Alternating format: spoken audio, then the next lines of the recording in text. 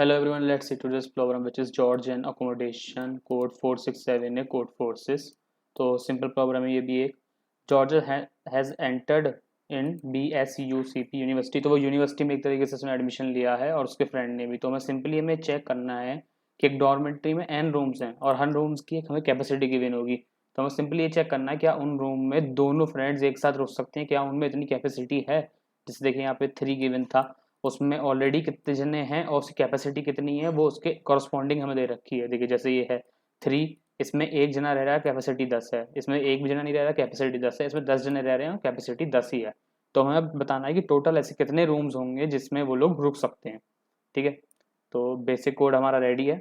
हम इंटीजर में एक एन ले लेते हैं, एक काउंट वेरिएबल ले लेते हैं जिसे इनिशियली हम लोग रखेंगे 0। ठीक है, अब सीन करवा देते हैं हम लोग एन। अब यहाँ पे एक लूप चलाएंगे वाइल न, जब तक रूम्स हैं हमारे पास तब तक क्या करो, दो इंटीजर ले लो a और b और सिंपली क्या करो, इनको एंटर करा दो। a क्या होगा, a होगा जो ऑलरेडी उस रूम में पर्सन जितने रह रहे हैं, और b होगा कि जितने उसकी रूम की कैपेसिटी है। अब चेक कर लो if simply b minus a यानी कैपेसिटी माइनस जो लोग उसमें रह रहे हैं, क्या वो ग्रेटर देन इक्वल्स टू 2 है। मतलब एटलीस्ट 2 तो होना ही चाहिए, तभी तो 2 जने रुकेंगे। इस वजह से हमने चेक कर लिया यहाँ पे और काउंट प्लस प्लस कर दिया। सिंपली एल्स के लिए कोई केस ही नहीं बनता, अगर नहीं है कैपेसिटी तो हम काउंट करेंगे ही नहीं। और सिंपली यहाँ n माइनस माइनस कर देते हैं हम लोग, और यहाँ पे लास्ट में करते हैं हम सी आउट, अपना काउंट करवा देते हैं हम आउट। ठीक है, और यहाँ पे करा देते हैं हम रिटर्न 0। ठीक, अब यहाँ रिटर्न 0 करवा दिया। फटाफट इस कोड को रन करके देख लेते हैं। छोटा ही कोड था, कोई ऐसा कोई बड़ा कोड नहीं है ये। G++ and George and accommodation. ठीक है, इसके लिए हम टेस्ट केस कॉपी कर लेते हैं फटाफट। टेस्ट केस देखिए ये दे रखे टेस्ट केस के, हम इसके टेस्ट केस पे रन करके देख लेते हैं फटाफट। a.exe और ये हमारा आ गया फर्स्ट टेस्ट केस। देखिए इसके लिए 0 आया आउटपुट, क्योंकि कोई भी ऐसे रूम है ही नहीं। देखिए 1 जना था तो 1 कैपेसिटी, 2 था 2 कैपेसिटी, 3 तो 3 कैपेसिटी, रूम फुल थे पहले ऑलरेडी। इस केस के लिए भी चेक कर लेते हैं हम लोग।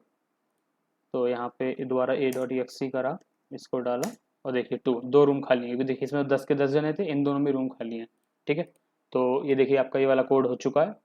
सो let's do another problem too, the previous problem was really short. तो एक और प्रॉब्लम कर लेते हैं फटाफट। ये है magnets code 344A code forces. Okay, तो इसमें क्या है कि हमें पेयर्स बनाने हैं मैग्नेट्स के पेयर। किस हिसाब से कि देखिए जैसे अगर मैग्नेट्स अलग अलग, जैसे सेम मैग्नेट रखी हुई है, तो अगर एक के आगे एक हम मैग्नेट रखेंगे तो हमेशा अपोजिट एंड जो है अट्रैक्ट करेगा। लेकिन अगर उसे हमने रिवर्स साइड में रख दिया तो यहाँ पे एक गैप बन जाएगा, मतलब वो दोनों अट्रैक्ट नहीं करेंगे आपस में। ऐसी देखिए यहाँ पे माइनस माइनस सामने आ गया तो यहाँ पे भी गैप है, प्लस प्लस के केस में गैप है। तो बस हमें यही डिटरमाइन करना है कि ऐसे कितने ग्रुप बनेंगे कि जिसमें जो है यहाँ पे यहाँ प्लस का साइन हो, या यहाँ प्लस हो या माइनस माइनस हो, मतलब सेम जो है जो साइंस हैं वो एक साइड आ रहे हो, तो कितने ग्रुप्स हमारे डिफ्रेंशिएट हो सकते हैं उस केस में। ठीक है, तो सिंपली देखिए, और इसमें हमें देखिए इनपुट किसके हिसाब से दिया जाएगा। जैसे यहाँ पे तो माइनस प्लस था, लेकिन हमें इनपुट दिया जाएगा 0 और 1 की फॉर्म में। ठीक है, देखो जैसे यहाँ पे फर्स्ट केस है 1 0 1 0, तो ये 1 0 1 0 तो हमेशा एक पेयर बनाते रहेंगे। 1 0 1 0 1 0, जैसे 0 1 आया तो 0 और 0 सेम हो जाएगा। तो इस वजह से यहाँ पे क्या हुआ, एक हमने काउंट कर लिया। फिर 0 और 1 के केस में एक और काउंट हो जाएगा। ठीक है, इस टाइप से ये करके हमने यहाँ पे काउंट करा हुआ है। ठीक, अब जैसे मैं यहाँ पे हम कोड कर लेते हैं पहले, फिर देखते हैं कैसे हुआ है यहाँ पे। तो इंटीजर में एक एन ले लेते हैं, एक सी इन करवा लेते हैं एन। ठीक है, इंटीजर में हम एक एरे ले लेते हैं इसको स्टोर कराने के लिए। ठीक है, जितने भी हमारे पास एन आएंगे सिंपली एक एरे ले लेते हैं, और एक इंटीजर में हम ले लेते हैं काउंट, उसका काउंट रखने के लिए। ठीक है, अब यहाँ क्या करेंगे, हम एक फॉर लूप चला लेते हैं। For int i equals to 0, i less than n, n i plus plus. ठीक है, और यहाँ क्या करेंगे, सिंपली हम लोग सीन करवा लेते हैं ए ऑफ आई। ठीक है, तो यहाँ पे हमने इनपुट ले लिए सारे। अब हम इनको हम चेक करेंगे दोबारा। ठीक है, तो उसके लिए हम दोबारा एक लूप चलाते हैं।